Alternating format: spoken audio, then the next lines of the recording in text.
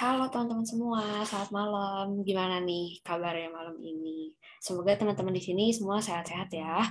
By the way, salam kenal. Aku Fania dan aku nggak sendirian nih karena ada teman aku. Halo Fania, halo semuanya. Salam kenal, aku Salwa yang akan nemenin kalian juga hari ini. Nah, teman-teman di sini kira-kira udah pada tahu nggak nih kalau basement itu apa? Kayaknya udah pada tahu juga ya, Van, karena basement juga udah terlaksanakan nih UTS kemarin. Tapi buat teman-teman yang belum tahu, boleh aku jelasin lagi ya. Jadi, basement itu merupakan salah satu program kerja divisi akademik HMPSM dengan kegiatan belajar bersama. Nah, bener banget. Wah, buat hari ini tuh ada basement analisa kuantitatif bisnis dengan pengajar Fatur dan Angelin Setiawan, dan juga ada manajemen keuangan 2 dengan pengajar Najla Ataya. Terima kasih untuk Fatur, Angel, dan Najla yang sudah bersedia buat belajar bareng sama teman-teman di basement. Tapi sebelum kita mulai, aku bacain peraturan dulu ya untuk malam ini.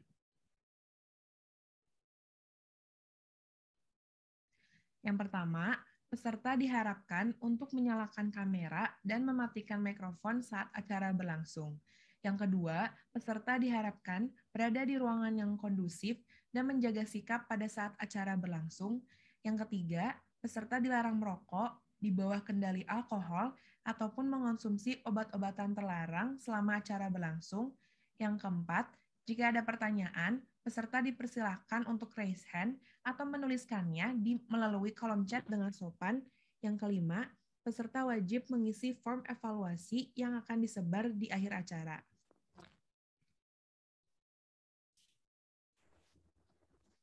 Oke, makasih banyak Salwa udah bacain peraturan buat teman-teman di sini. Lalu teman-teman nanti juga ada pembagian breakout room, yaitu BR1 untuk AKB dan BR2 untuk MK2. Teman-teman mohon diperhatikan ya untuk pembagian breakout room-nya. Tapi sebelum kita pindah ke breakout room, kayaknya kita foto-foto dulu kali ya, Van. Bener banget, yuk kita sebelum masuk breakout room, sebelum kita mulai belajar, kita foto dulu. Ayo teman-teman, kita on cam dulu, kita rapi-rapi dulu sebelum aku mulai pandu sesi fotonya.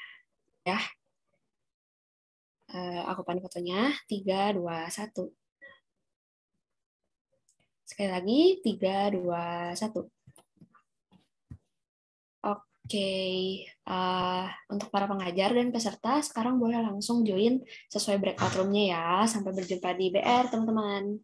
Datang di dalam breakout room 1 dengan mata kuliah analisa kuantitatif bisnis. Nah, di sini kita akan belajar bareng sama Fatur dan juga Angelin Setiawan dari Manajemen Angkatan 2020. Terima kasih untuk Fatur dan Angel yang udah bersedia buat ngajar teman-teman di sini. Nah, sebelum itu aku mau ngingetin juga buat peraturan yang tadi udah disebutin di main room untuk dibaca lagi dan diperhatikan ya teman-teman. Lalu selain itu, teman-teman yang belum dapat modul, jangan khawatir karena panitia akan mengirimkannya di chat. Jadi teman-teman bisa dicek buat ngebantu kalian juga dalam memahami materi AKB hari ini. Dan nanti saat sesi Q&A boleh langsung aja raise hand atau kirim pertanyaan di kolom chat ya. Oke, langsung aja kita mulai.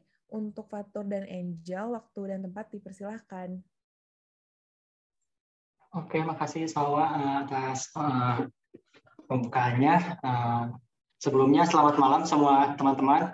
Kenalin aku Fatur seperti yang udah tadi dikenalin juga. Nah, pada malam ini aku bakal mencoba menjelaskan materi AKB. Tapi sebelumnya ini disclaimer dulu ya, kita ini belajar bareng-bareng. Jadi kalau ada masukan atau apa, boleh langsung kasih tahu aja ke aku ya. Bentar, aku share screen dulu.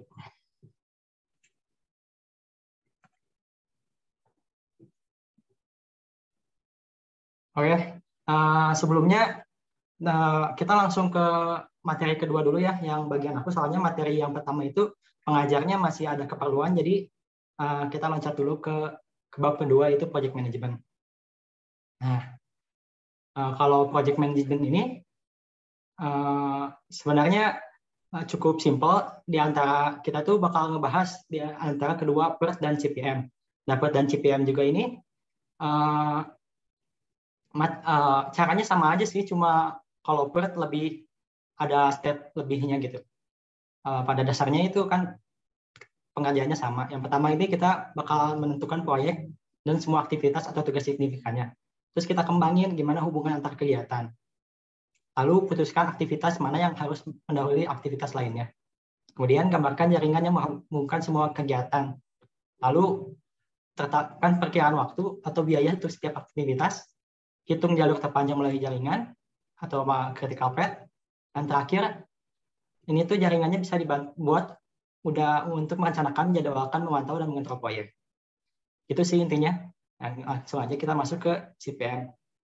CPM ini ciri-cirinya waktu tiap aktivitasnya cuma satu, jadi di tabelnya ntar cuma ada waktunya cuma ada satu. Langsung aja ini ada contoh soalnya. Secara Mehan adalah Direktur Personalia Babson dan Wilcon dan sekian-sekian. Kita langsung aja ke tabelnya, ada data di tabel. Kita ini ntar ditanya bagaimana kita cara membuat diagram aktivitasnya dan juga waktunya yang critical path dan lain-lain. Yang pertama kita bikin aktivitas dari diagramnya. Kita bisa lihat kalau ini bacanya gampang, tinggal misalkan kita buat start dulu, kemudian kalau yang nggak ada pendahulunya berarti langsung nyambung ke start. Misalkan yang nggak ada pendahulunya ketiga ABC, nyambung ke start A, B, C. Waktunya di sebelahnya ditulis ya, 2, 5, 1. Kemudian D ini pendahulunya B, maka taruh di depan B. Lalu taruh juga waktunya dan sekian, sampai finish. Kemudian kita cari critical path-nya dengan cara menentukan angka dari earliest start time atau ES, earliest finish time, latest time, LS atau latest finish time. Nah, keempat ini jangan dibingungin karena mudah sebenarnya.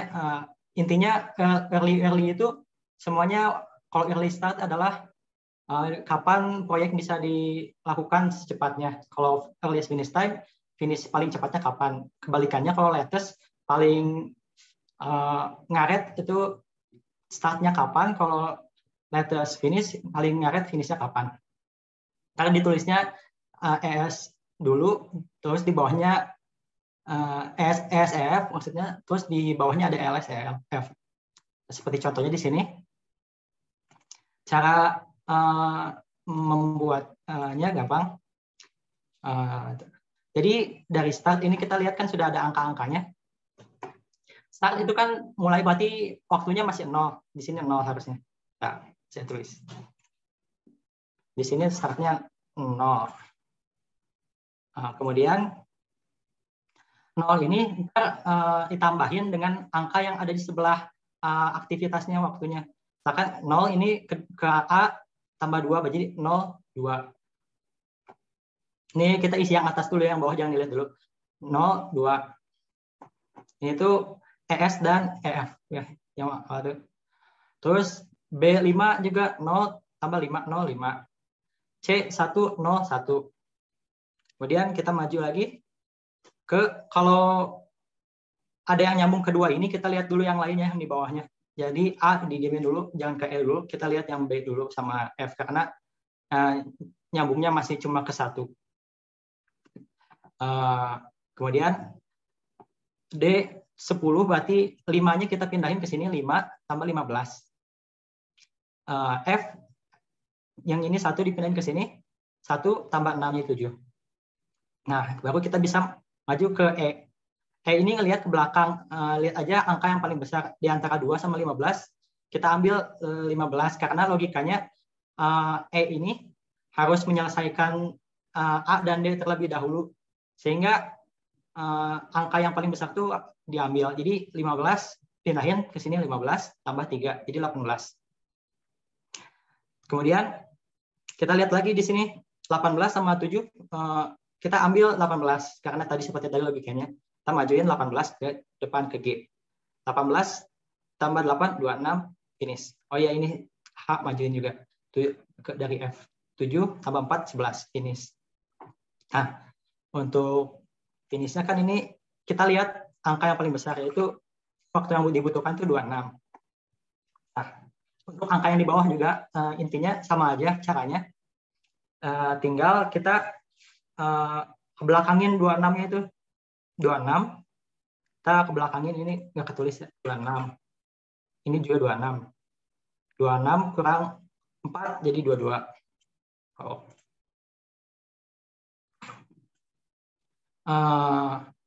Ya 26 dikurangi 18.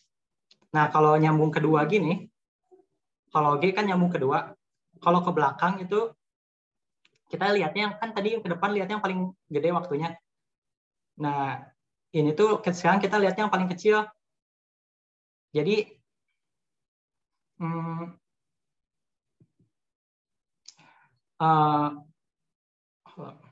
ya di antara 18 sama 22 kecilan 18, makanya kita ke belakangin 18 ya. Kan ini ya. Jadi 18 taruh di E3. 18 kurang 3, 15. Terus 15 turunin lagi ke sini dan ke sini. 15 kurang 10, 5. 5 kurang 0, 5 kurang 5, 0. 15 kurang 2, 13. Yang ini 18 kurang 6, 12. 12 kurang 1, 11. Nah, kalau udah jadi gini, kita kelihatan nih yang critical path-nya di mana, soalnya ciri-ciri critical path itu intinya atas bawahnya angkanya sama gitu. Jadi kita bisa lihat critical path-nya itu dari sini B, D, E, G, finish. Nah, ini tuh critical path. Nah, critical path ini ntar penting kalau ditanya soal itu berapa waktu yang dibutuhkan untuk menyelesaikan proyek ini, berarti diambilnya yang ini ya, 26, dan critical path ini dari B, D, E, G. Kemudian kita juga ada bikin Gantt gitu, sebenarnya ada cara manualnya, cuma nggak akan ditanya cara manual, jadi intinya ntar pakai POMQM ada caranya ya, cara dijelasin pakai POMQM. Terus kita ke part dulu aja langsung. Nah, di part ini tadinya sama aja kayak yang tadi, cuma part ini waktunya ada 3, yaitu pessimistic time, most likely time, dan optimistic time, sorry. Jadi intinya dari 3 waktu ini, ntar ada caranya buat cari waktu yang biar jadi satu gitu waktunya. Jadi tiap aktivitas itu bakal ada satu waktu yang dipakai, yaitu expected activity time. Expected activity time ini kita ngitungnya sama dengan A tambah 4M tambah B ber 6. Ntar didapatkan expected activity time tiap aktivitas. Ntar ngerjainnya sama kayak yang CPM ya. Tapi ntar juga biasanya disuruh ngitung variance juga. Kalau ngitung variance gampang, tinggal tadi aja waktunya B min 2 per 6 pangkat 2. Ntar dapat sekian variance-nya. Nah, ini sama aja ya caranya. Nanti intinya bakal ketemu critical path-nya yang atas bawahnya sama. Cuma kalau di sini soalnya lumayan unik karena atas bawah ini sama-sama sama gitu atas bawahnya. Jadi kalau gini kita ambilnya angka yang paling gede, yaitu 15. Soalnya emang itu waktu total buat ngerjain semuanya. Tapi sebenarnya dua-duanya bisa jadi critical path, cuma kita lihat yang atas karena lebih lama waktunya. Kemudian ini ada Gantt chart-nya juga. Nah, selanjutnya kita langsung aja masuk ke POMQM. Caranya pakai POMQM. Oh ya, sebelumnya kalau POMQM ini ada tips dari aku. Ntar kalau ujian kalian install POMQM-nya pakainya jangan satu versi. Misalkan 3 aja atau 5 aja. Kalian bisa pakai 2 versi. Misalkan install dua-duanya, buka dua-duanya pas ujian, karena emang aplikasinya suka crash gitu. Terus kadang yang satu lebih enak buat ngerjain project management, yang satu lebih enak buat ngerjain yang lainnya. Makanya aku saranin kalau ngerjain yang project management itu pakai versi yang ketiga atau keempat. Di sini aku ngasih contohnya pakai versi keempat ya. Nah, langsung aja kita masuk cara pakai POMCAM. Yang pertama kalau part CPM sama, kita ada di modul di atas pilih Project Management atau CPM. Nanti ada single time estimate atau triple time. Kalau single time kan CPM tadi waktunya cuma 1. Kalau triple time estimate itu buat per kan tadi ada waktunya ada 3. Terus klik oke. Kita keluar ini. Kita tinggal masukin berapa aktivitas yang mau di sini, number of activities. Langsung aja di okein kalau udah. Kita tinggal masukin data-datanya kan gampang tadi kayak tabel. Data-data langsung. Kalau benar nanti masukin datanya, ntar keluar hasilnya. Kalau datanya salah, ntar pasti bakal ngasih tanda error. Jadi ntar kalau benar begini, terus kan ini baru tabel gini, misalkan mau lihat grafik lain, ada pencet Windows, ntar ada 1, 2, 3. Ntar kalau mau lihat si chart yang lain, presiden graph-nya, pencet yang chart. Nah ini, seperti ini. Kalau ntar keluarnya begini. Tapi kalau gambar sendiri harusnya ada ini ya, ada start-nya. Di sini tuh harusnya ada start. Di sini ada finish. Kalau yang merah itu berarti critical path-nya. Cuma kalau kekurangannya dari POMCAM ini nggak akan dikasih tahu, nggak akan langsung dikasih tahu EF sama LSLF-nya di grafiknya. Tapi ntar bisa lihat ini di atasnya ada nih. Tinggal di copy paste aja. Kalau misalkan disuruh nulis manual di SI, misalkan early start-nya A0, ya udah tulis aja di sininya 0. Terus di sininya early finish-nya 5. Itu sih. Tapi kemungkinan besar disuruhnya ntar pakai POMCAM kebanyakan semuanya. Ntar juga misalkan disuruh Gantt chart-nya, tinggal buka yang tadi chart, ada Gantt chart. Misalkan tinggal dilihat ini critical path-nya, bacanya ini time, activity-nya ke atas. Critical path yang merah. Nah, kemudian selanjutnya ada PERT dengan cost. Jadi ini sama aja dengan PERT, cuma ditambah ada data cost aja sih. Intinya gitu.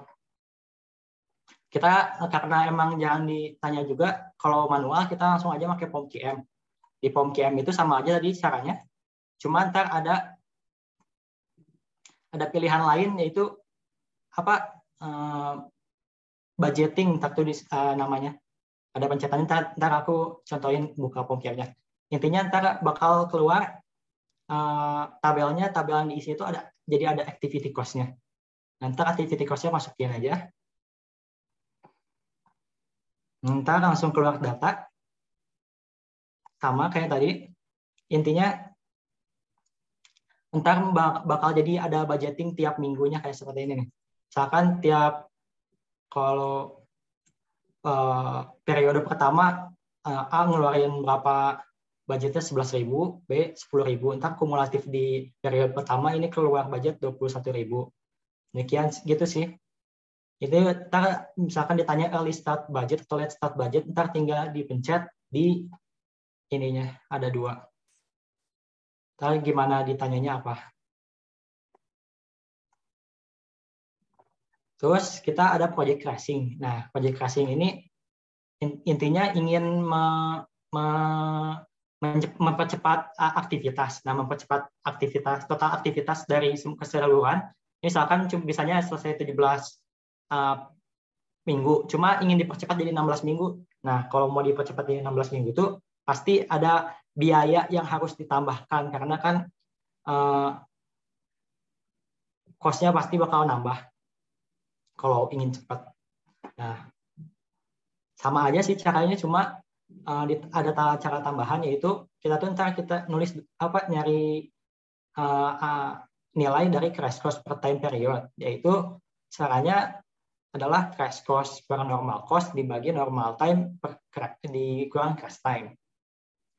Nah, ini tuh semua aktivitas dicari, misalkan crash cost time period-nya habis itu Ntar kita udah dapat kan misalkan si angka-angkanya, si critical path dan lain-lain. Ntar kita lihat yang nilai crash cost-nya paling kecil di critical path. Nah itu tuh ntar bakal di crash tuh dikurang waktunya. Bisa bingung. Ntar sampai kayak semaksimal mungkin atau sampai yang ditentukan. Nah, ntar kita ngecek lagi gimana critical path tiap apakah masih sama tiap habis nge-crash itu.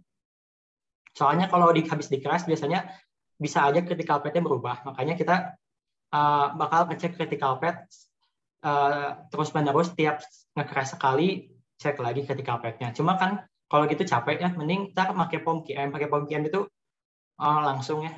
Ntar misalkan ini ada data, ada crash time-nya, pasti diketahuinya gini ya. Crash time, ini normal cost, ada crash cost. Nanti kita nyari yang crash cost per time ya tadi. Nih, crash cost per time period, ntar dicari. Misalkan ini ditanya berapa biaya total tanpa crashing. Kalau biaya total tanpa crashing itu, ini aja tambahin semua ya. Normal cost tambahin aja semua. Kalau uang tersedia 11.300 bisa finish di berapa. Nah ini tuh caranya normal cost semuanya yang tadi udah ditambahin. Normal cost semua. Normal cost aja.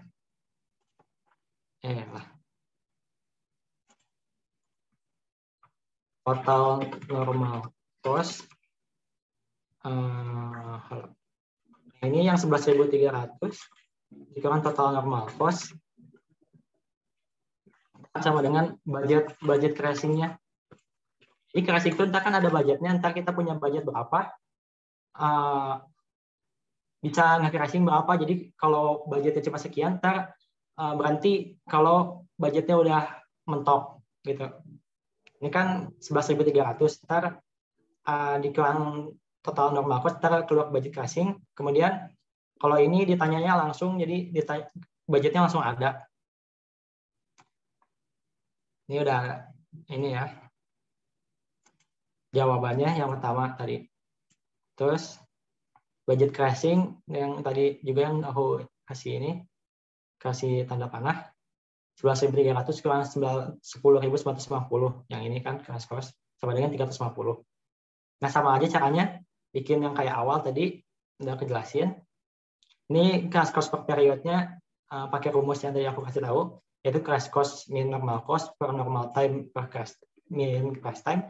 Ntar kalau dapat sekian. Kalau yang nggak bisa di crash pasti ntar ini ya hasilnya bakal jadi nggak ada gitu. Kan tadi C nggak bisa di crash, tidak bisa, pasti nggak akan keluar. Nah, ntar kita kan udah dapat critical path-nya ADG. Kita lihat langsung di ADG ini mana sih yang biayanya paling kecil, biaya nge-crashnya paling kecil. Nah, biaya paling nge-crashnya kecil kan kelihatan di sini E. Yang paling kecil ini D. Ntar kita nge-crash D, berarti nge-crash D kan biayanya 75. Ntar berarti crash pertama dari total aktivitasnya cuma 14, aktivitasnya bisa finish di 14. Ntar kalau udah di crash ini, D-nya jadi 6. D jadi 6. Kemudian ininya jadi finishnya jadi 13. Tapi kita nambah biaya besar 75. Demikian, ntar kita cek lagi apakah critical path-nya berubah. Kalau nggak berubah, kita crash lagi D, karena D yang masih paling kecil. Kita crash terus, sampai misalkan critical path-nya katakanlah berubah ke G, B, E, G, misalkan. Nah, dari antara B, E, G ini, ntar kita lihat yang crash cost-nya paling kecil, yaitu E kan 55, ntar turunin lagi misalkan jadi 5, ntar turun jadi 12. Gitu sih. Cuma emang capek juga sih kalau ngulang-ngulang terus bikin gambar lagi. Makanya ini tuh kayaknya nggak akan ditanya manual, pasti pakai POM-QM nge-crashnya. Ntar nge-crashnya tuh sampai mentok budget kan.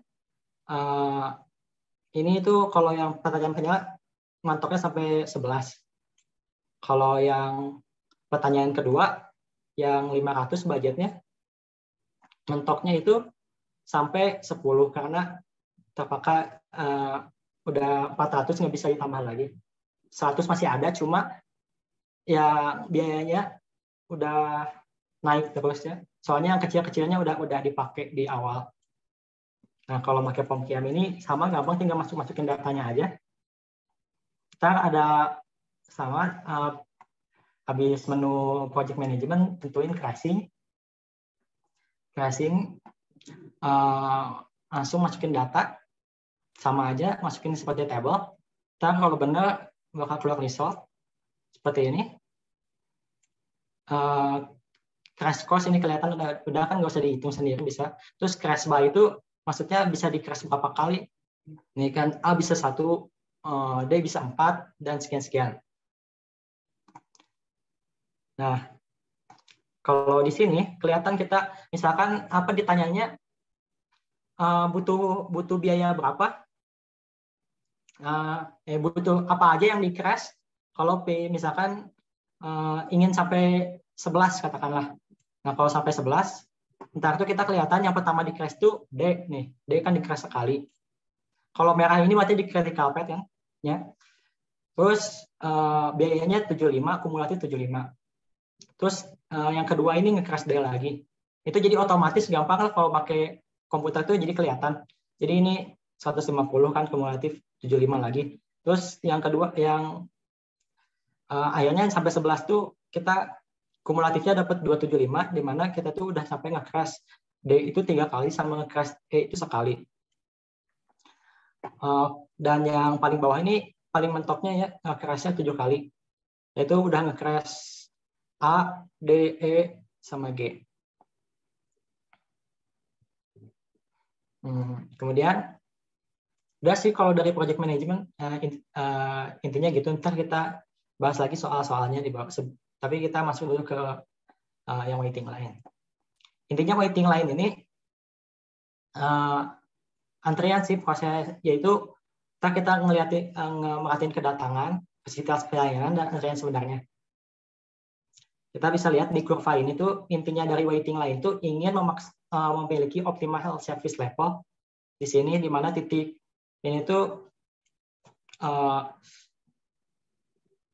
di mana titik ini tuh ketika total expected cost-nya paling rendah dan berpotongan providing service sama cost of waiting time-nya. Nah, itu untuk menyampaikan itu kita bakal harus menggunakan beberapa cara. Tapi sebelum masuk caranya kita harus tahu dulu istilah-istilahnya dulu. Yang pertama ini adalah size of the calling population. Di size of calling population ini ada yang unlimited dan infinite. Maksudnya itu population itu orang yang bakal ngantri gitu, orang yang bakal ngantri dari waiting line kita. Kalau diasumsikan tidak terbatas. Contohnya orang yang ke mall, terus kendaraannya masuk tol kan kita nggak tahu itu terbatas atau enggak. Nah, ini ntar bakal sering dipakai. Terus ada yang limited atau finite. Ini tuh waiting line yang populasinya terbatas. Contohnya kita kantin di sekolah yang hanya melayani internal sekolah, kan kalau kantin sekolah yang ngantrinya pasti anak-anak sekolah doang atau sama gurunya atau sama staffnya gitu.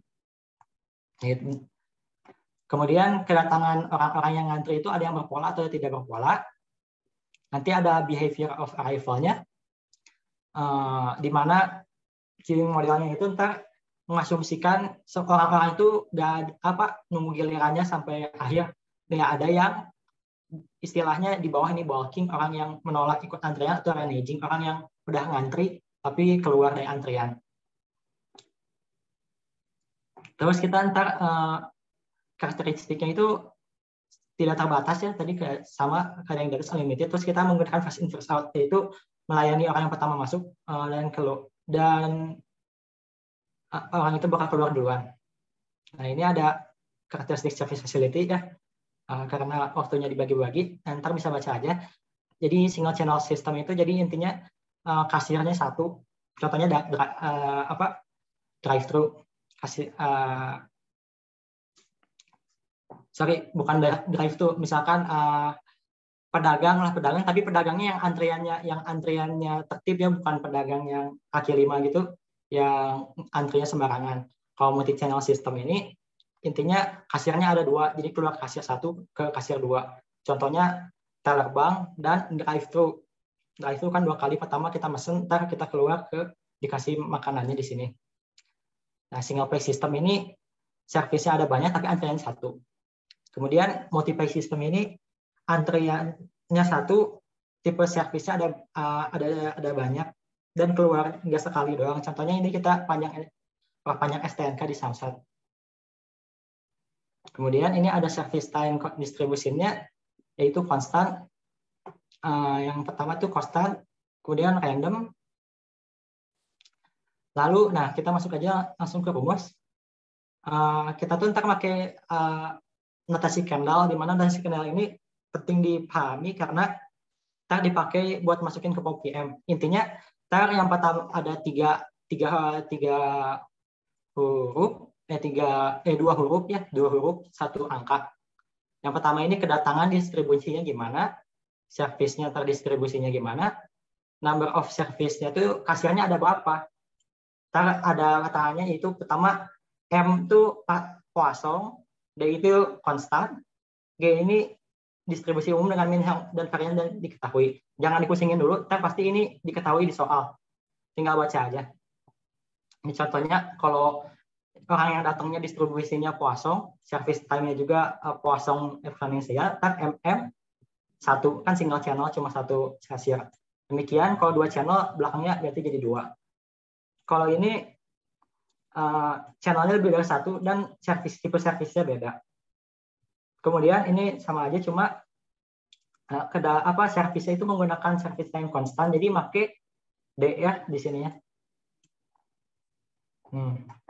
Nah, kita coba contohnya langsung. Kalau single channel MM1, ini ada asumsinya, bisa dibaca. Intinya sama asumsi yang awal tadi yang aku jelasin. Ntar ada rumus-rumusnya. Yang pertama kita harus tahu lambda. Lambda itu kata-kata kedatangan per periode. Ntar pasti ada di soal. Terus mu itu kata-kata orang atau barang yang dilayani per periode. Nanti satuan periodenya harus disamain ya, lambda sama mu. Soalnya kalau nggak disatuin pasti nanti bakal salah isinya. Nah, ini ada rumus-rumus kalau ngitung manual ya, mangga. Cuma lebih praktis pakai POM ya. Pakai POM itu ntar kita langsung keluar semua. Jadi rumus ini sekedar tahu aja atau nanti bisa dilihat pas ujian. Nih, kita langsung aja lihat pakai POM QM. Mekanik Arnold mampu masang knalpot baru dengan kecepatan rata-rata 3 per jam. 3 per jam ini adalah service time-nya ya. Nah, service time itu berarti yang kedua kan? Ya. Kalau pelanggan yang datang itu yang pertama, yaitu rata-rata 2 orang per jam. Jadi penulisannya adalah mekaniknya cuma 1. Jadi mekaniknya cuma 1. Kedatangan orang 2 per jam, berarti ini arrival rate 2 kedatangan. Terus service rate itu 3 per jam. 3. Number of servernya 1 kan. Nah, ini ada time unitnya, kita jangan lupa diubah ya. Ini kan udah per jam, udah benar. Langsung aja di enter, ntar keluar data-datanya. Kalau benar, cara bacanya ntar bisa aku jelasin ntar di pas soal ya, pas soal pembahasan soal. Intinya ntar ada tabel begini, terus untuk melihat hasil lainnya bisa menggunakan grafik dan tabel probabilitas. Klik window atau solusi di bagian kanan atas akan muncul menu berikut. Oh iya, aku lupa. Kalau yang ini tuh materi yang ketiga, waiting line ini, aku makanya POM QM5 soalnya lebih enakan. Kalau POM QM5 enakan buat waiting line. Jadi bisa POM QM3 ntar bukannya buat ngejain project management, POMQM 5 ini buat waiting line lebih enak karena lebih praktis lah menurut aku. Jadi gitu sih. Cara kalian buka 2 aja langsung seperti yang aku udah saranin dari awal.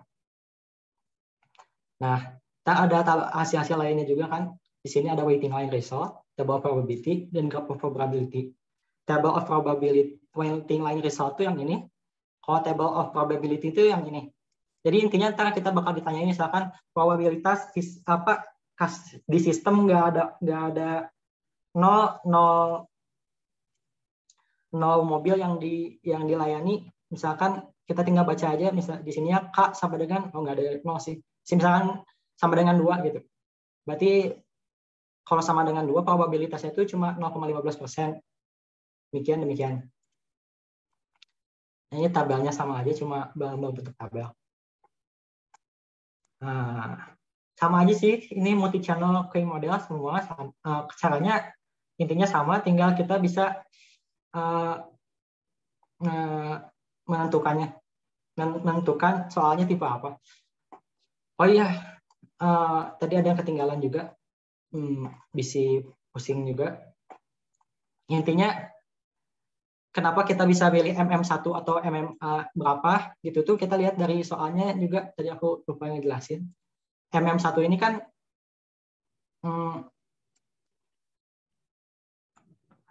ada model antriannya itu, kalau di soal ini nggak dijelasin, intinya distribusi dari kedatangan dan servis itu pasti akan ada di soal. Ini gitu sih, aku kasih penjelasannya juga pembahasan soal. Dan ini juga sama multi channel queuing model ini, cuma beda di konotasinya. Kita pakai MMS. Ntar tinggal masukin aja value-nya sama tabel result. Gitu sih semuanya. Kalau dari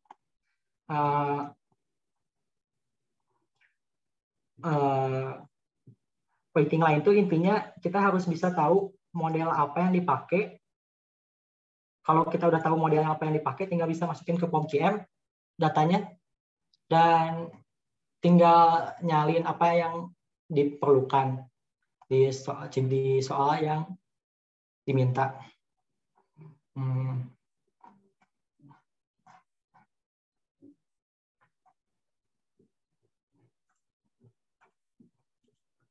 Kemudian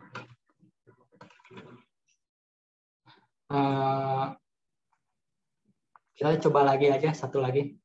Misalkan yang finite population model atau yang kayak di kantin sekolah. Di kantin sekolah ini ada rumusnya itu tambahan ada N. N itu adalah jumlah populasi. Tentu pasti dikasih tahu populasinya ada berapa. Misalkan siswa yang ke kantin sekolah ada di sekolah itu misalkan 50, berarti populasinya itu 50. Jadi cuma 50 orang aja yang bisa ke kantin. Orang luar sekolah nggak bisa. Terus notasi satuan periodenya juga samain lagi. Tinggal masukin juga sih sama ke POMQM. Misalkan ini soalnya di Departemen Perdagangan AS perlu diperbaiki setelah sekitar 20 jam digunakan printernya. Nah ini pakai Poisson, servisnya pakai Poisson.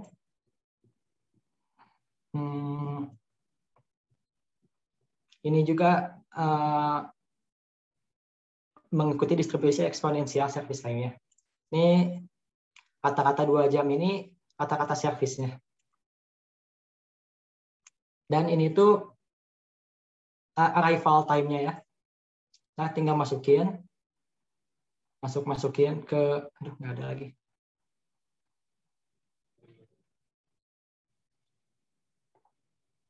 Ya intinya ntar ada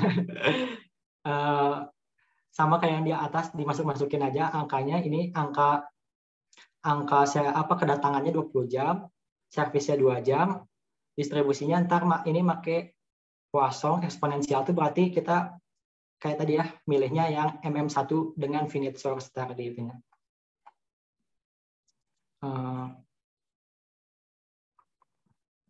Sekian sih kalau buat materinya dari kedua bab ini, bisa boleh dilanjut dengan materi yang pertama sama Angelina. Oke, Fatur, thank you banget ya. Sorry teman-teman, aku baru benar-benar join. Soalnya tadi ada keperluan juga. Sekarang boleh mungkin dari aku aja tuh ya, share screen. Oke, bentar ya.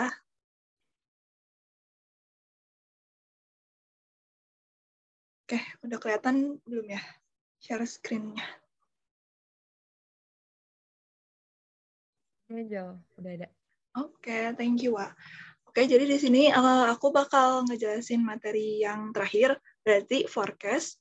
Jadi di sini tuh forecast gunanya di manajemen itu buat meramal atau memprediksi kayak data-data yang kita mau buat periode berikutnya. Di sini ada kayak keterangan-keterangan kode-kodenya gitu, ada paling mungkin di sini yang penting ada MAD, MSE sama MAPE. Nah, nanti tiga komponen ini tuh bakal jadi komponen yang kita lihat di akhir buat milih metode forecast mana yang paling bagus gitu. Nah, forecast ini tuh secara umum, secara besar, itu tuh dibagi jadi dua. Ada metode time series sama nanti ada metode kausal. Nah, kalau metode time series ini mah gampangnya kayak namanya aja. Jadi metode ini tuh memprediksi masa depan, data di masa depan dengan menggunakan data historis atau data aktual yang kita punya di sekarang atau di periode sebelumnya gitu. Ini tuh jadi berasumsi kalau misalkan apa yang terjadi di masa depan tuh bakal sama, apa yang terjadi di masa lalu tuh bakal sama lagi sama yang terjadi nanti. Nah, terus kalau di metode time series ini ada dibagi-bagi lagi jadi beberapa metode. Yang pertama itu ada naif. Naif ini sebenarnya paling gampang sih kalau menurut aku pribadi. Naif ini tuh intinya kalau misalkan kita tuh pasti nanti dikasih taunya di soal tuh ada tahun atau periode, bisa berbentuk tahun, bisa bulan, bisa yang lainnya juga. Terus nanti pasti ada data aktualnya. Ada data aktualnya. Nah, terus kalau naif ini tuh selain informasi tentang periode sama data aktualnya tuh dia nggak akan ada informasi lain. Kenapa? Karena forecast-nya itu diambil dari ini pakai rumus ini Fn sama dengan An-1 atau forecast sama dengan data aktual -1. Jadi kayak forecast yang tahun kedua itu tuh diambil dari data aktual yang periode ke-1 gitu. Nah, terus sebenarnya sih ini bakal kayak gitu terus. Jadi bakal misalkan yang forecast ketiga bakal ambil dari yang kedua, keempat bakal ambil dari yang ketiga gitu seterusnya. Nah, di periode forecast yang ke-1 ini bakal isinya kosong gitu, nggak ada, karena ya sebelum periode 1 kan kita nggak punya data aktual gitu kan. Nanti mungkin buat perhitungan ininya, ini sebenarnya kayak buat perhitungan Excel-nya sih, aku nggak akan bahas terlalu dalam, karena tahu kalian juga kan UAS-nya boleh pakai POMQM juga ya, dan lebih gampang juga kalau pakai POMQM. Ini kita lanjut dulu ke metode selanjutnya, model selanjutnya yaitu moving average. Nah, moving average ini sebenarnya sama, pasti semua metode itu ada dikasih tahu periodenya sama data aktualnya. Nah, di sini kalau moving average itu selain informasi dua itu bakal ada informasi T juga. T atau kayak apa ya? Sebenarnya kayak periode forecast-nya. Nah, di sini tuh karena contohnya misalkan ini T-nya tuh 3. Artinya bakal ada gampangnya bakal ada tiga periode awal forecast tuh bakal kosong.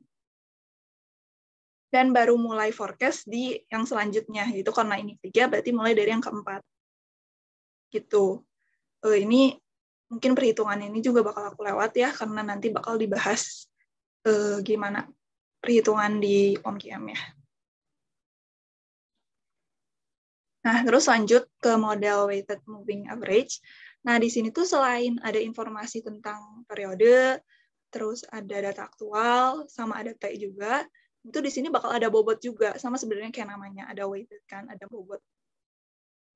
Nah, di sini tuh contoh misalkan T-nya itu 4, dan bobotnya itu 1, 3, 5, 6. Nah, bobot ini tuh nanti bakal dikaliin sama data yang paling baru, yang paling bobot yang paling gede, itu bakal dikaliin ke data yang paling baru. Nah, misalkan kalau yang ini T-nya tadi 4, artinya sama, forecast yang periode 1 sampai 4 itu kosong, dan baru mulai di periode kelima. Baru mulai perhitungan forecast-nya gitu. Nah, ya forecast ya dari ke 4, 3, 2, 1 itu kosong karena data aktualnya kurang, kita nggak ada gitu data 4 periode sebelumnya gitu kan. Oke, nanti perhitungan ininya juga aku nggak akan jelasin, bakal lanjut ke POMKIAM aja nanti.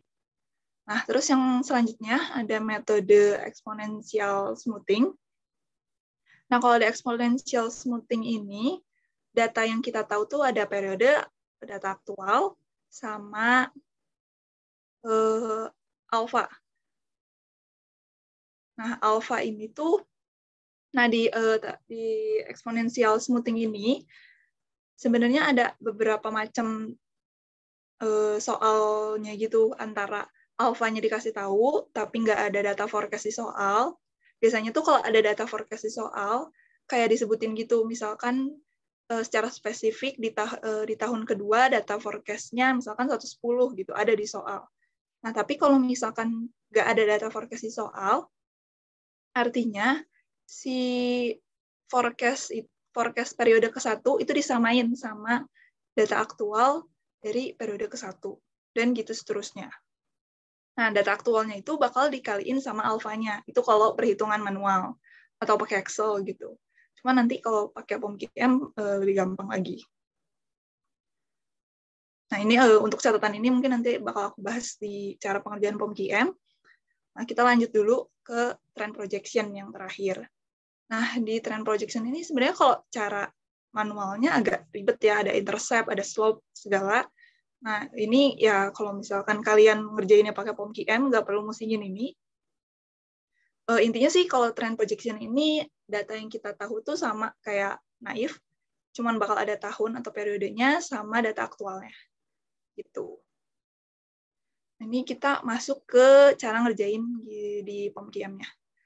Ini pokoknya pertama-tama, kalau kalian baru pertama kali buka POMKIAM-nya, klik menu file di kiri atas, klik new, kemudian pilih yang forecast yang time series analysis. Begitu nanti masukin jumlah periode sebelumnya yang dimiliki data aktualnya. Nah, di sini sebenarnya aku agak salah sih ini masukinnya. Karena kalau ini kan aku pakai berdasarkan soal yang ini, harusnya sih ini periodenya tuh nggak diisi 11, walaupun di sini ada sampai 11 ya. Kenapa nggak diisi sampai 11? Soalnya data aktualnya kan nggak ada.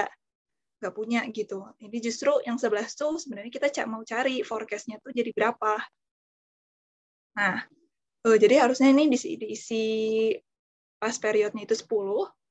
Nah, terus ini kalian boleh pilih mau 1, 2, 3, 4, 5, mau bulan, ya sesuaiin sama soalnya aja. Itu klik OK. Nah, udah gitu kalian langsung masukin data aktualnya aja sesuai periodenya. Nah, kalau misalkan kalian udah buat si tabel ininya, at least sampai tahun, sampai data aktual ini aja, yang kolom tahun data aktual, di Excel gitu misalkan, tuh di Google Sheet, nah itu kalian bisa langsung copy aja. Jadi nanti data-datanya langsung masuk, terus jadi ya mengurangi kesalahan juga sih, gitu kan. Nah, ini sama ini sebenarnya salah ya, yang 11 ini jangan dilihat, harusnya yang 11 ini nggak dimasukin. Karena kalau ini tetap dipaksain dimasukin dan dimasukin demand-nya 0, nanti tuh hasilnya bakal beda. Jadi harusnya tuh benar-benar sampai 10 aja. Gitu. Terus sudah kalian isi data-datanya. Nah, kalian pilih metodenya, mau yang mana, sesuai sama yang tadi ya. Ada naive method, ada moving average, ada weighted moving average, exponential smoothing, yang ini sama yang kita pakai tuh biasanya trend analysis buat trend projection. Nah, kalau naive method, itu tuh setelah kalian masukin ini, masukin data, nanti tuh bakal, ya kalian pasti tahu juga sih, di kanan itu bakal langsung ada klik solve. Nah, kalau kalian dimintanya pakai metode naif, langsung solve aja. Nanti langsung muncul gitu si jawaban-jawabannya. Nanti buat pembahasan gimana cara baca jawabannya, nanti ada di bawah juga. Terus kalau moving average, nah ini tuh sama kayak tadi. Jadi bakal ada tahun sama data aktualnya. Tapi di sini ada juga periods to average. Nah, periods to average ini tuh yang kita sebut tadi, yang tadi di atas. Nah, itu dimasukin berdasarkan soal tadi kan 3 ya. Jadi masukin 3, boleh diklik, boleh kalian drag juga. Boleh kalian isi ketik manual atau kalian drag ini tanda panahnya. Jadi udah gitu langsung klik solve. Nanti bakal keluar juga jawabannya. Udah gitu lanjut ke weighted moving average. Nah, di sini tuh bakal sama kayak yang mirip sama yang moving average, dan bakal isi data aktual tahun sama T. Cuman kalau di sini tuh ada bobot, ada weight. Nah, kalau di POMQM itu bobotnya itu harus di sini tuh ada keterangan ya, forecast 1 period ago, 2 periods ago, 3 periods ago, 4 periods ago. Di sini kenapa sampai 4? Soalnya kan tadi di soal buat yang weighted moving average, T-nya itu 4 ya. Nah, di sini tuh, karena sesuai sama yang di teori tadi, kalau misalkan ada bobot yang paling besar itu dikaliin buat data aktual yang paling baru gitu kan. Nah, walaupun di sini tuh mungkin kalian rada awalnya mungkin rada bingung atau rada kebalik gitu ya. Karena kan periode 1 nih, harusnya kan periode 1 tuh yang paling lama gitu kan kalau dibandingin sama yang lain. Kalau dibandingin kayak kita mau nyari yang ke-11, periode 1 tuh berarti yang paling lama gitu kan, harusnya dikalinya sama yang 1 dong bobotnya gitu kan. Nah, cuman ini tuh nggak, apa ya, istilahnya tuh nggak ngikutin urutan yang ini. Di sini tuh bakal ada, di sini tuh ada keterangan lagi, 1 period ago itu kan artinya 1 periode yang lalu. Artinya periode yang paling baru dong dari kalau dibandingin sama sekarang. Nah, artinya makanya di sini bobotnya dimasukin yang 6 dulu. Berurut 5, 3, 1. Karena bobot yang paling besar itu buat data aktual periode yang paling baru gitu. Udah gitu, kalau T-nya ini sama kayak tadi, udah gitu tinggal solve juga. Nah, mungkin sampai weighted moving average dulu yang POMQM-nya. Ada yang bingung gitu nggak? Mau diulang? Karena mungkin kalau exponential smoothing tuh bakal lebih banyak yang diisi juga gitu, dan banyak macam-macamnya. Jadi sampai sini dulu. Ada yang mau nanya dulu nggak? Atau ada yang bingung, atau mungkin aku kecepatan ngomongnya, mau minta diulang juga boleh. Teman-teman ada yang mau nanya, boleh langsung on mic aja atau masukin di chat juga boleh. Atau udah ngerti juga boleh kasih reaction-nya.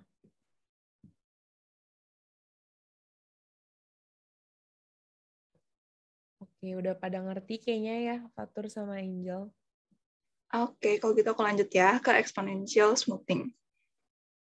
Nah, exponential smoothing itu kalau dari pengalaman aku ya selama AKB dan selama ngerjain soal-soal AKB, biasanya tuh ada 3 macam kalau yang ditanya tuh metode exponential smoothing. Sini tuh pertama, kalau misalkan alpha ini udah ada di soal, tapi tuh nggak ada data forecast. Contohnya, alfanya tuh dikasih tahu 0,2.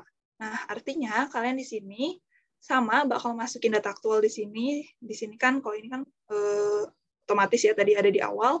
Begitu alpha for smoothing-nya masukin yang tadi 0,2. Nah, udah gitu, tapi jangan lupa, kalian nggak boleh lupa masukin data forecast. Salah satu aja minimal. Minimal tuh salah satu kalian isi. Nah, tapi kan di sini tadi nggak ada data forecast-nya di soal. Kalian isi apa gitu kan jadinya. Nah, kalau misalkan case-nya ini nggak ada data forecast di soal, artinya data forecast yang pertama, yang periode pertama, kalian isi sama kayak yang data aktual periode pertama. Udah gitu aja, yang sisanya kalian tetap nolin aja, nggak apa-apa. Udah gitu langsung pencet yang solve.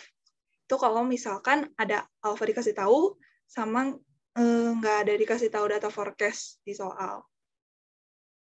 Nah, lanjut ke yang case yang kedua, kalau misalkan alpha juga sama, udah ditentuin di soal, dan tapi ada data forecast-nya kalau sekarang di soal tuh. Nah, contohnya di sini ada data forecast keempatnya itu diketahui 130 dan alfanya itu diketahuinya 0,8. Nah, di sini artinya sama kayak tadi alpha for smoothing-nya kalian set aja jadi 0,8, demand-nya kan tetap sama. Nah, di sini kalian langsung isi aja data forecast yang keempatnya langsung masukin 130. Yang tadi yang data pertama dimasukin kayak data aktual pertama itu nggak usah lagi. Langsung yang ini aja sesuai sama yang dikasih tahu di soal. Langsung 130 di periode keempat, dan itu langsung klik solve gitu. Nah, sama yang terakhir, kalau di exponential smoothing tuh, kemungkinan yang terakhir itu kalau diminta cari alfa terbaik di soal. Dan anggapannya di sini nggak ada data forecast juga sama kayak yang pertama, berarti ya. Nah, di sini kalau misalkan case-nya kayak gitu, ini sebenarnya kalian ya isi-isi ininya sama kayak case pertama tadi, yang data forecast-nya tuh nggak dikasih tahu di soal.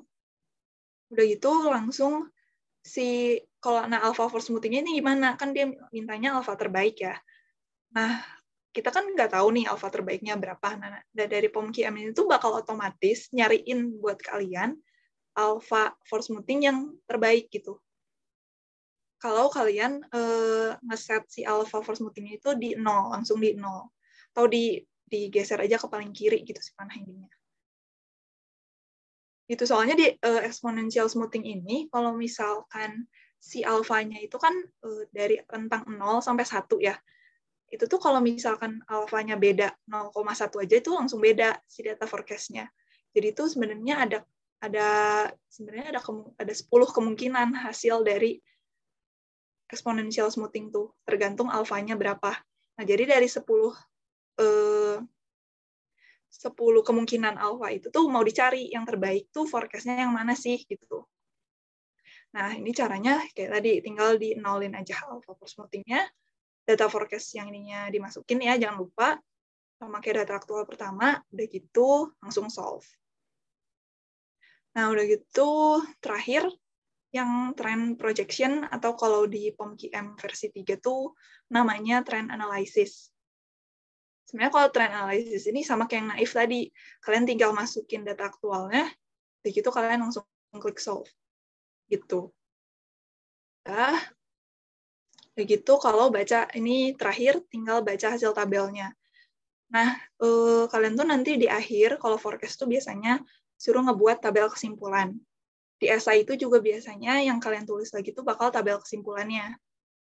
Itu ada MAD, biasanya diisi di tabel kesimpulan tuh bakal ada metodenya di paling kiri, begitu ada si hasil MAD, MSE, MAP, sama si forecast periode yang berikutnya biasanya. Nah, contohnya misalkan nih hasil dari metode naif yang tadi. Dan dari yang sini tuh yang kalian perlu ambil yang MAD, MSE, sama MAP, sama ini next period. Di sini berarti MAD-nya jadi 17,778, MSE-nya 37,7778, MAP-nya 11,58%. Nah, MAP ini kan namanya juga mean absolute percent error. Jadi, dari koma-koma yang dikasih sama POM-QM ini, kalian wajib diubah dulu ke persen gitu.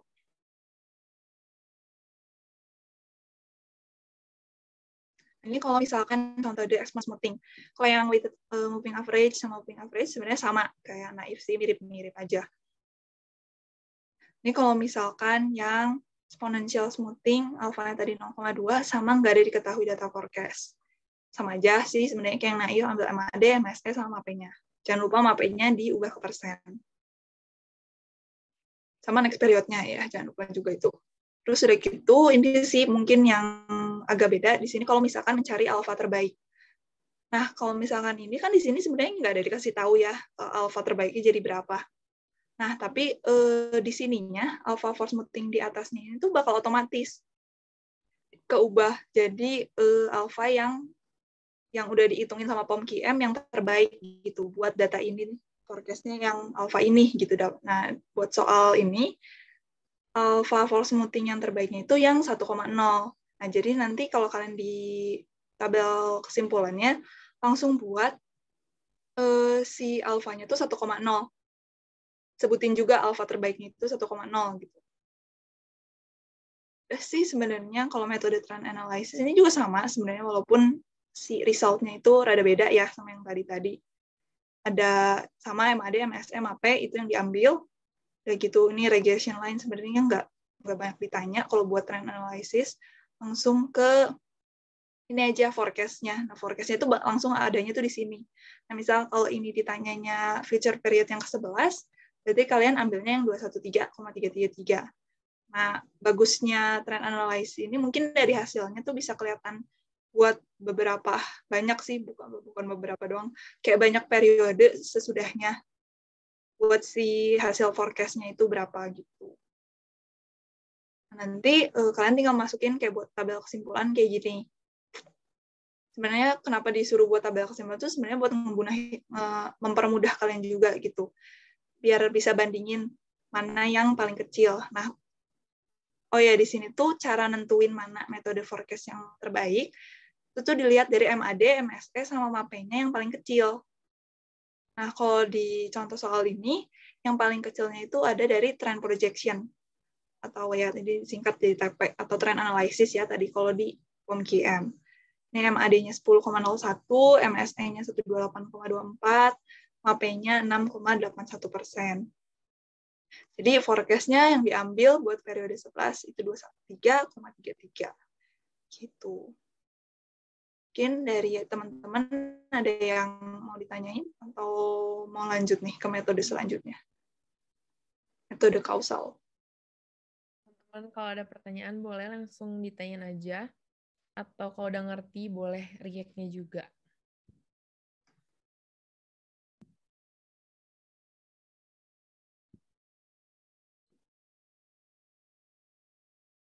Kayaknya udah pada paham juga kali ya, Jel. Oke, itu aku lanjut dulu ya. Selanjutnya metode kausal. Nah, sebenarnya metode kausal ini ya sebenarnya bisa dibilang lumayan beda sih sama yang time analysis tadi. Nah, kalau metode kausal ini tuh menggabungin variabel atau faktor yang mungkin mempengaruhi kuantitas yang mau diramalkan gitu ke dalam model peramalan. Kalau tadi kan sebenarnya yang mempengaruhi itu cuma waktu ya, waktu sama data aktual sebelumnya gitu kan. Nah, kalau ini tuh di metode kausal ini justru sebaliknya, dia tuh nggak dipengaruhin sama waktu. Malah justru misalkan dipengaruhin itu kayak penjualan harian minuman bergantung pada musim, suhu rata-rata, kelembapan, apakah itu akhir pekan atau hari kerja, dan lain-lain. Gitu. Jadi nggak ada hubungannya sama sekali sama waktu. Nah, kalau yang kausal ini sebenarnya kita langsung masuk aja ke POMQM ya, karena ya kalian kan boleh pakai POMQM aja ya. Nah, kalau misalkan ini di POMQM ya, kalian sama klik menu file di paling kiri atas, klik new, begitu pilih yang, kalau kalian pakai POMQM versi 3, itu pilihnya yang least squares, simple and multiple regression. Nah, atau kalau misalkan kalian pakainya POMQM versi 5, itu masukinnya yang linear square, simple and multiple regression.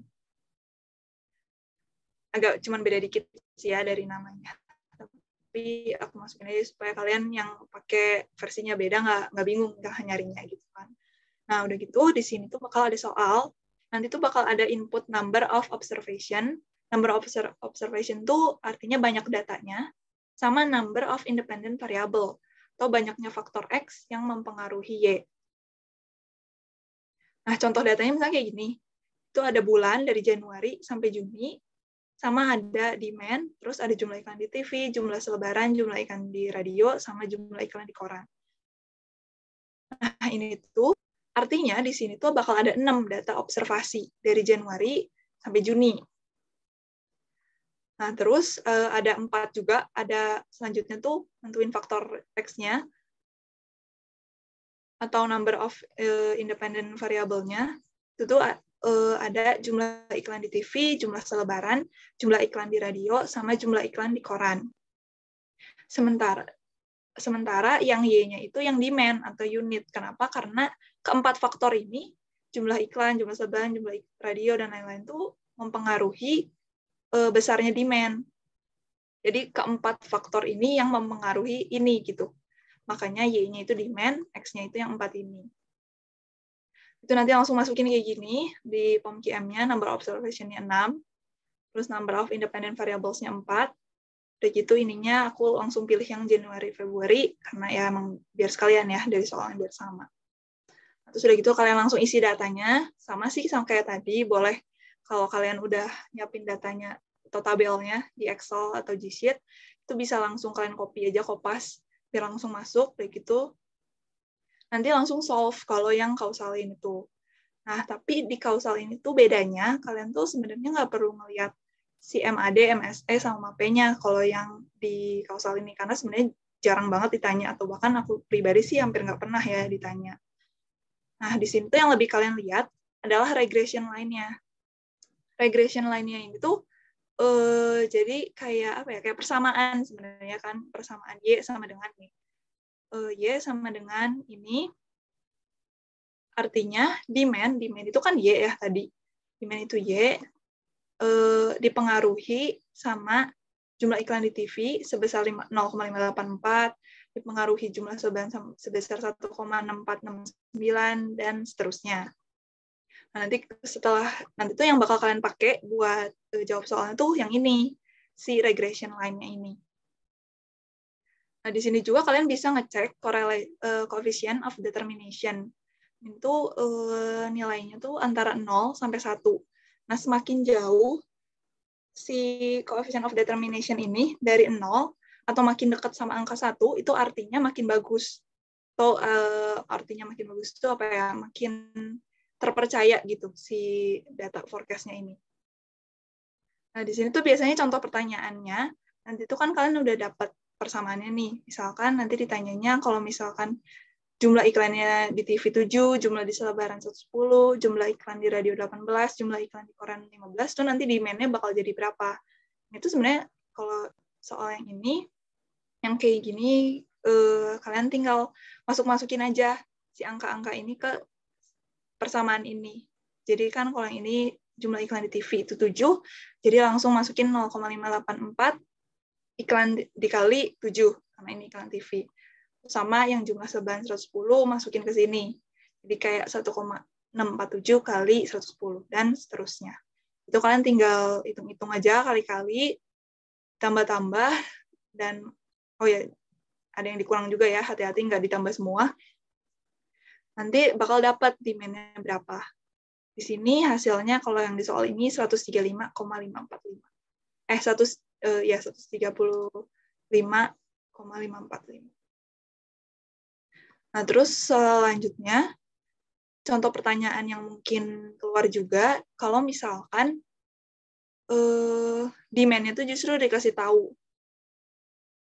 Terus nanti misalkan iklan di selebaran dikasih tahu, iklan radio dikasih tahu, iklan koran dikasih tahu, justru iklan TV-nya yang mau ditanya.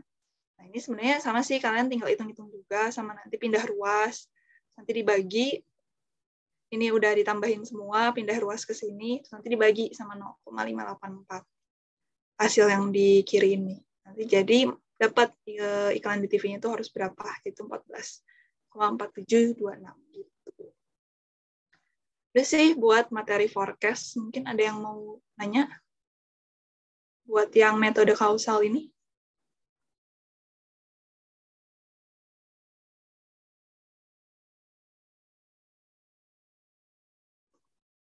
Teman-teman, kalau ada yang mau nanya, boleh banget sekarang waktunya. Jadi, kalau ada yang mau nanya, boleh langsung ditanyain aja ya.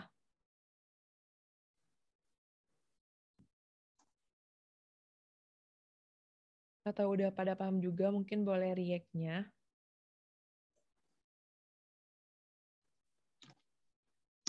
Oke, kayaknya udah pada paham ya, Angel. Oke deh. Begitu mungkin kita mau bahas latihan soal mungkin ya. Boleh kayaknya dari Fatur dulu.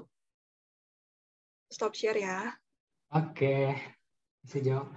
Langsung aja kita latihan ke proyek manajemen ya. Ntar aku siapkan dulu. Ya, soal pertama bisa dilihat yang buat manajemen inti project manajemen ini nomor 3 ya. Nah, soalnya ini biasanya project manajemen itu kalau esai soalnya panjang banget. ya emang aku tuh bikin soal gini tuh panjang emang dari pengalaman juga. Ntar apa ya, di susahnya itu karena panjangnya itu. Ntar kita tuh harus benar-benar teliti sama gimana kita bikin aktivitasnya dan predesesornya. Sama waktunya juga harus diperhatiin, karena kalau salah ntar merembet ke belakang semuanya salah. Jadi bisa dilihat ntar aktivitasnya bakal jadi banyak banget. Di sini ada di Kunjau nih ada lebih dari 20 ya. Nah, intinya kita harus bisa melihat aktivitas mana, terus dikasih kode, misal ya aktivitas pertama A, B, C, dan seterusnya. Nah, kan yang pertama ini mencari navigator. Mencari navigator ini pertama butuh waktu 5 hari kan. 5 hari ini kita sesuaiin dengan waktu-waktu yang lain. Ini kebanyakan dalam jam, maka 5 kali 24 jadi 120 ya di sini. Oh iya, kalau soal panjang ini lupa, kalian lihat langsung aja apa yang ditanya dulu di bawah, jadi tahu kita apa yang harus dicari. Dan ini yang pertanyaannya, buatlah tabel aktivitas nih. Di sebelah ini ada tabel aktivitasnya. Yang kedua, buat diagram aktivitasnya. Nah, kan ini udah yang A. A ini paling pertama kan, seperti biasa tahap awal untuk mengerti ujian Hunter adalah mencari navigator. Ini 5 hari.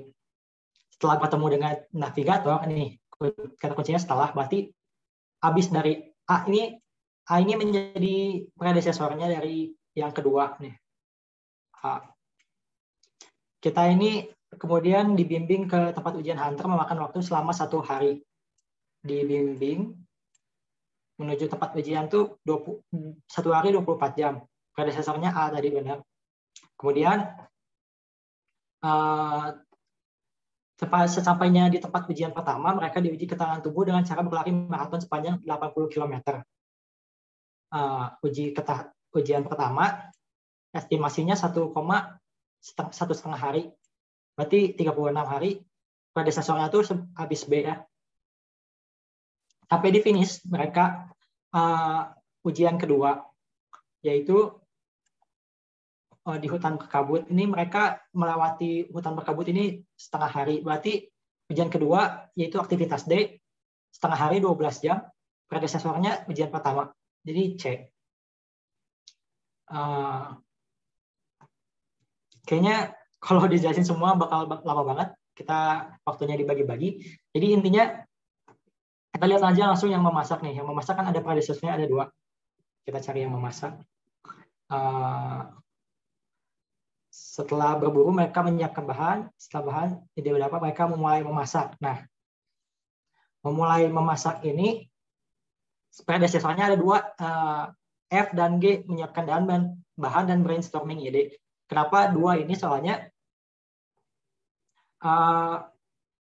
ini tuh nyambung ke kedua ini, dari brainstorming ide dan memasak tuh harus selesai dulu sebelum menyiapkan bahan. Menyiapkan bahan dan brainstorming ide itu harus selesai dulu baru bisa masak kan. Jadi predesesornya F dan G, waktunya 3 jam.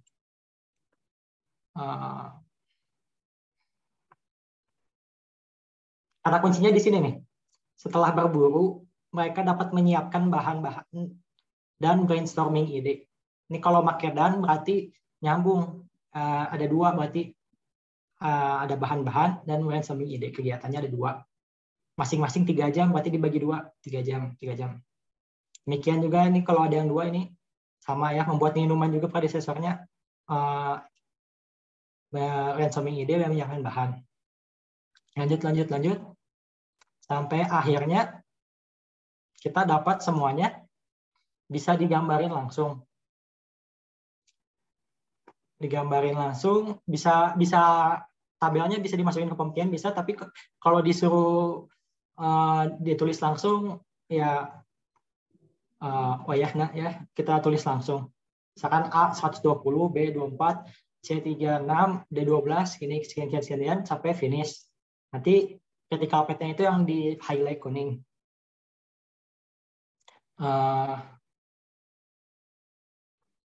Itu sih untuk yang ini.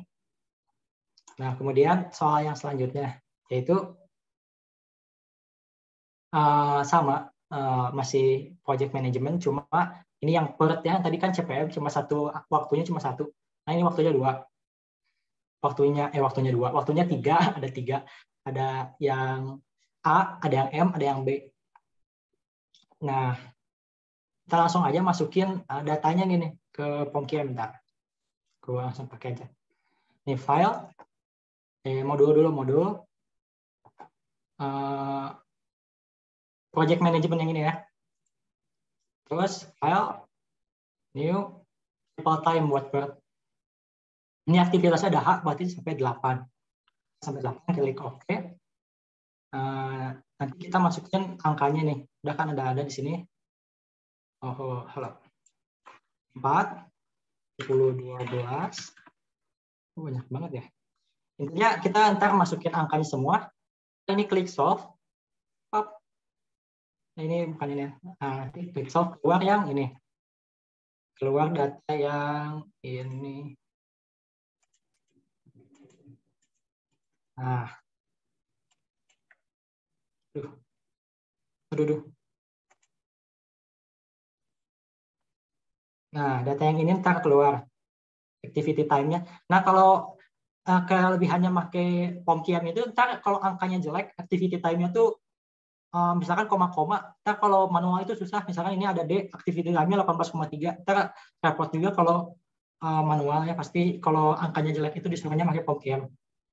Misalkan kalau ditanya variansinya, masukin aja ke rumusnya ya. Ntar ada dapat hasilnya semuanya ini. Nah, critical path-nya ntar bisa dilihat di sini. Ya, sorry. Kalau mau lihat critical path, pencet up window, ke chart, ntar ada presiden graph. Presiden graph-nya tapi ini bukan yang ini ya, cuma tadi belum masukin data semua. Yang benarnya yang ini.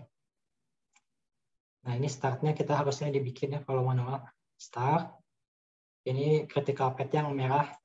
Kita finish, bikin finish-nya kita lihat di data tabel proyeknya activity keseluruhannya 47,33. Nah, udah sih kalau yang project management lumayan simpel gitu. Kalau udah pakai POMKM, intinya kalau udah bisa kita ngerti data-datanya apa, kalau udah bisa masukin POMKM, gampang lah. Kita lanjut ke yang kelima, yaitu waiting line.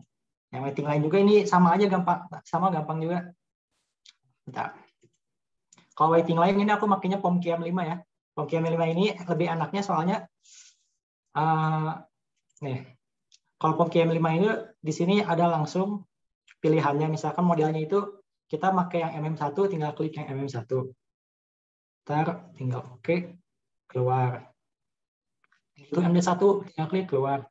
Kalau yang di POMKM 3 atau 4 itu, ya kalau pakai waiting line itu agak membingungkan ya kalau yang belum itu. Soalnya kalau file new, cuma ada tulisan single channel system, constant service time, sama multi channel kan bingung juga. Ini tuh apa gitu notasinya. Nah, kalau ini kalau yang di POMKM 5 itu notasinya udah dilihatin ada MM1, MD1. Jadi aku saranin kalau waiting line pakai yang POMKM 5 ya. Ya, langsung aja kita ke slide-nya. Selanjutnya sih memantau sekelompok 5 komputer yang menjalankan fasilitas manufaktur otomatis. Dibutuhkan rata-rata 15 menit. Didistribusikan secara eksponensial nih. Kata kuncinya didistribusikan secara eksponensial, berarti ini tuh service time-nya kan untuk menyesuaikan komputer yang mengalami masalah. Berarti menyesuaikan itu berarti teknisinya itu ngebenerin komputernya. Service time itu berarti notasi yang ini, yang kedua ini. M yang kedua ini eksponensial berarti M. Kalau konstan berarti D yang bawahnya. Nah, kalau komputer berjalan kata-kata 85 menit tanpa memerlukan penyesuaian. Nah, kalau yang ini kelihatan Poisson. Kalau Poisson ini berarti M yang pertama. M yang pertama itu buat kata-kata kedatangan atau antrian orang ya, antrian barang atau orang yang datang. Komputernya rata-rata berjalan 85 menit. Ini teks orang teknisi berarti 1. Berarti ini kita masukin ke 1. Jadi MM1 exponential service time. Kita diketahui rata-rata 15 menit itu tadi kan service rate-nya. Service rate sekarang 15. Nomor server teknisi cuma 1. Arrival rate-nya kedatangannya 85 menit. Nah, kita masukin 85. Ininya jangan lupa diubah. Ntar kita tinggal solve. Sorry. Kebalik, sorry. Ini arrival rate-nya 15. Service rate-nya 85. So, nah,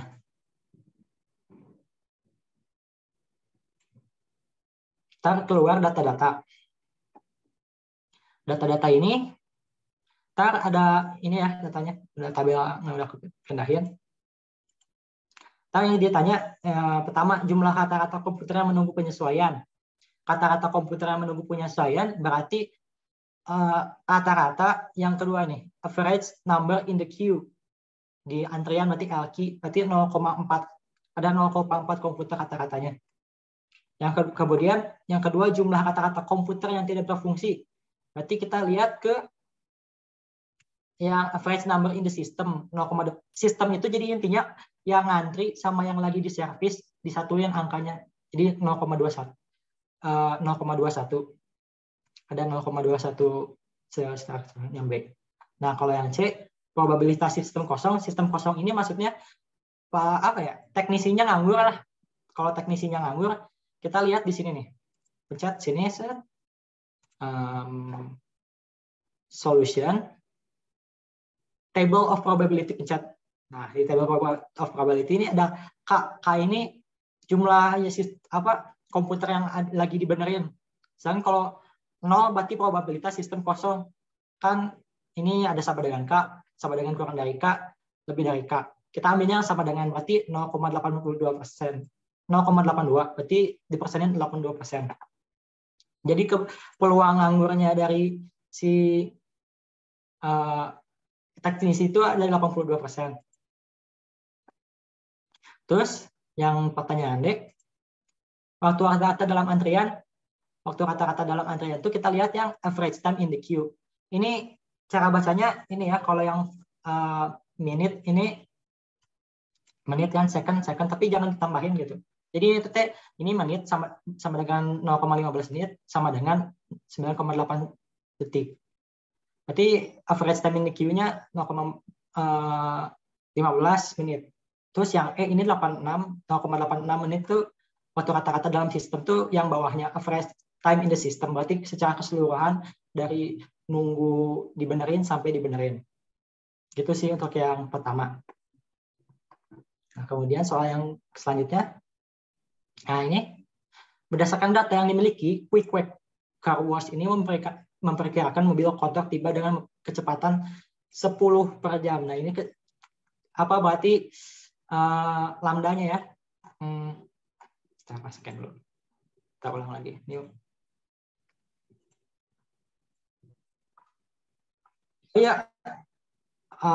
Langkah pertama itu dari semuanya itu langkah pertama itu pasti kita harus nentuin dulu notasinya apa. Notasinya itu MM1 kah, MD1 kah? Kita lihat dulu, cari dulu. Ini ada kata kuncinya Poisson. Layanan eksponensial, pasti ini MM1 ya. Poisson M, eksponensial M. S1-nya itu dari krunya cuma satu nih, Harry. Si Harry doang. Tinggal kita masukin nih waktunya, kedatangannya, arrival rate-nya kan 10 per jam. Masukin service rate-nya 5 per menit. 5 per menit kita pindahin ke jam, jadi 5 jadi 60, berarti 12 kan? 12 per jam. Pokoknya cuma satu. Ini udah diubah jadi menit ya. Jangan lupa, ini berubah jadi menit. So, nanti keluar hasilnya. Nah, sama Jumlah, kita langsung lihat dari pertanyaan. Jumlah kata-kata mobil dalam barisan yang nunggu ini, kita lihat dari average number in the queue. Yang lagi ngantri ini ada 4,7, kata-katanya ada 4,17 mobil. Kalau waktu kata-kata mobil menunggu sebelum dicuci, kita lihat yang average time in the queue. Ya, berarti ini 25 menit atau 0,42 jam. Terus waktu kata-kata yang dihabiskan mobil dalam sistem servis, ini yang sistemnya yang paling bawah secara keseluruhan ini 30 menit. Nah, kalau waktu kata-kata mobil dicuci oleh kru kan nggak ada langsung nih, nggak secara langsung dikasih tahu berapa waktu kata-kata yang dilakukan untuk menyucinya. Nah, kalau itu gampang, tinggal kata-kata keseluruhan dikurangi yang wake dikurangi kata-kata waktu nunggu. Ini hasilnya pasti waktu servisnya berarti 55 kurang 25 dengan 30 menit. Kemudian yang selanjutnya tingkat pemanfaatan tempat cuci mobil. Ini lihatnya dari average service utilization 0,83. Jadi 0,83 ini 83% pemanfaatannya dari ini mobil tuh. Kemudian yang terakhir, sama probabilitas bahwa tidak ada mobil dalam sistem ini, kita lihat yang di tabel K, pencet ini, solution, table probability, tidak ada mobil berarti 0 sama dengan 0. Sama dengan 0 kita berarti probabilitasnya cuma 0,17 atau 17%. Gitu sih kalau buat ininya, apakah ada yang bingung atau mau ditanyakan?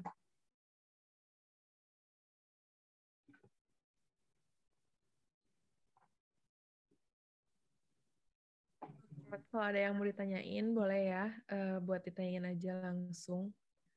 Kira-kira ada yang mau ditanyain atau udah pada paham juga?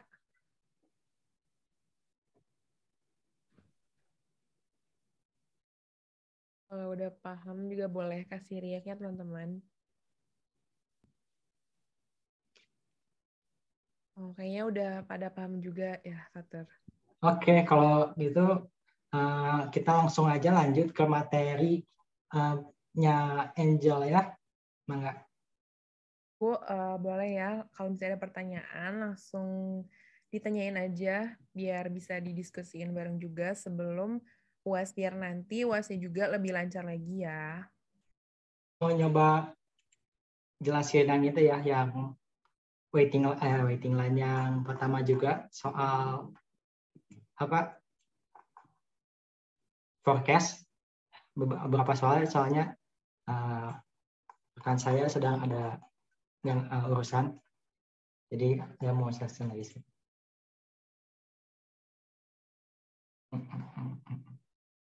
Nah, mana ya? Up.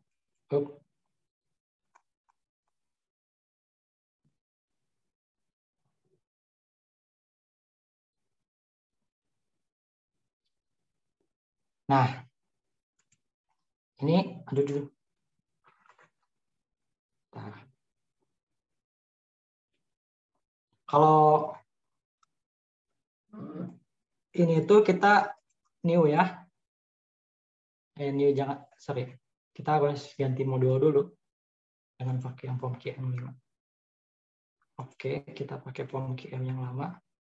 Pakai modulnya itu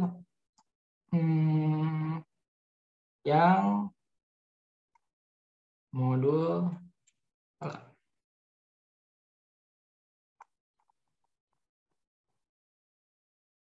modul forecast ya, sorry, lupa. Nih ada modul forecasting. Nah, langsung aja kita lihat soalnya apa.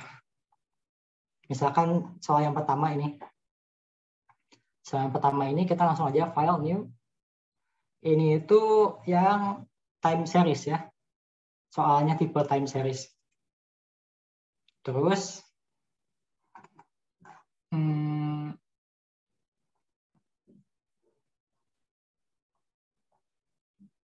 dari Januari berarti ada 12 bulan ya. Ini sampai November aja. Sampai November berarti 11. Nah, kita tinggal masukin angka-angkanya ya. Yang pertama ini kan nanti disuruh naif, moving average, WMA, dan sekian-sekian. Ntar kita ditanya metode terbaiknya apa. Kita masukin datanya dulu aja. Yang pertama Januari itu penjualannya mencapai 5 unit per hari. Berarti kita masukin bukan yang 5, berarti yang ambil pada kenyataannya perusahaan berhasil menjual 60 per minggunya. Nanti kita masukin yang 60. 60 bulan Februari meningkat 12%. Dari 12%, kita bentar, aku kalkulator dulu ya. 60 kali 100.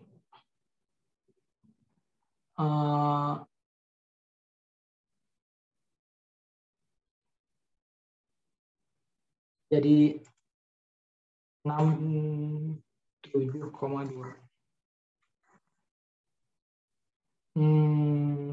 Kemudian yang Maret ini sampai jadi 180.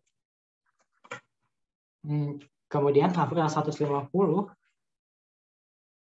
dan menurun 8% pada bulan Mei. Berarti 150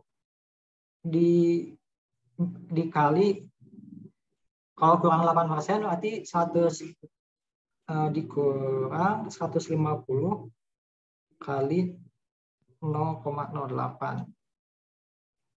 Jadi kita dapat 138. Juni, Juli, Agustus 180, 180, 180. September naik 180.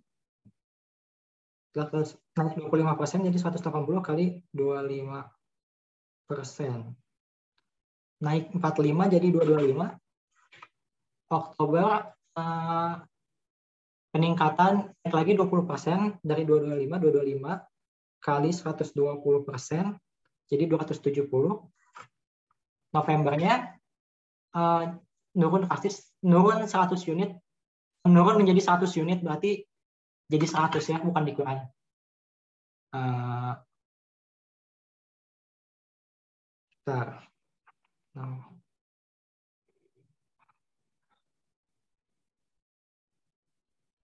Nah ya, kita langsung aja coba apa? Langsung aja solve.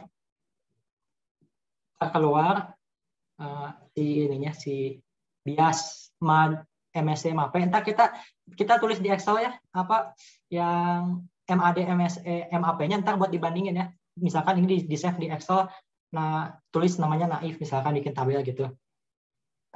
Kemudian edit data lagi, naif udah datanya, kita moving average. Moving average ditanyanya 4 bulan, berarti 4 nih, keempatin langsung solve keluar. Ininya save lagi, tulis lagi ntar di ininya MAD MSE MAPE-nya dicatat. Kemudian WMA tinggal moving average 12,541. Berarti ada 4 ya yang diituin. Nah, ada 4. 12,541 ini kita tulisnya dari atas ya. Berarti dari Januari itu 12, Februari 5, 41. Kita solve. Nanti dapat. Ininya klik lagi. Kemudian eksponensial smoothing paling baik, terbaik. Maka ini smoothing terbaik. Kalau terbaik itu alpanya di-nolin ya. Kita kan bakal otomatis jadi alpha yang terbaik oleh sistemnya. Solve, dapat, save lagi gitu. Kemudian yang terakhir, trend analysis. Trend analysis itu trend projection. Kita tinggal solve. Nah, dapat kan ada MAD, MAS sama MAP. Nah, nanti dilihat dari semuanya itu dibandingin mana yang paling kecil. Yang paling kecil itu ntar paling baik. Karena itu tuh apa ya? Kayak MAP ini persen errornya kan kecil. Ini kalau errornya makin kecil makin baik. Dan Ini juga yang lain juga, deviation dan error paling lebih kecil lebih baik. Ntar kalau udah dapat 3 data itu, misalkan moving average terbaik, ntar tulis moving average terbaik. Kalau berapakah forecast untuk periode selanjutnya, berarti misalkan yang moving average terbaik, kita moving average mana? Nah, moving average 4, forecast bulan selanjutnya ini ada di sini, next period 3,75. Gitu sih. Ada yang mau nanya?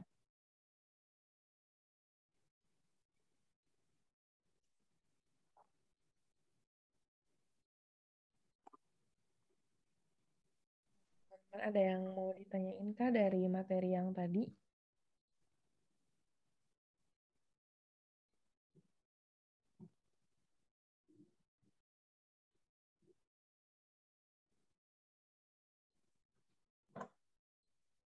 Oh, udah pada paham juga kali ya dari penjelasan tadi. Oke.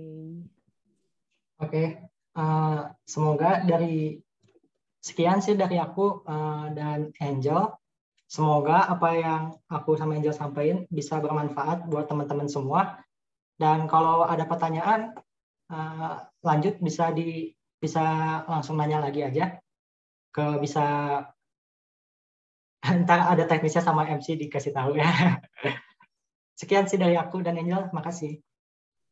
Oke, terima kasih atas waktunya untuk Fatur, Angel, dan juga teman-teman. Sayangnya kita juga udah habis waktunya, tapi buat teman-teman yang masih punya pertanyaan, kayak tadi kata Fatur, itu bisa langsung dimasukin aja ke Gdocs yang akan dikirim oleh panitia di kolom chat. Nah, selain itu juga aku mau ngingetin untuk teman-teman untuk isi form evaluasi yang akan dikirim di kolom chat juga. Nah, nanti juga di akhir bakal dilihatin untuk QR code yang bisa langsung di-scan aja sama teman-teman. Nah, sebelum mengakhiri basement hari ini, karena tadi diawali udah foto, kayaknya kita diakhiri lagi dengan foto kali ya. Jadi, aku tunggu untuk semuanya on cam buat kita foto bersama juga.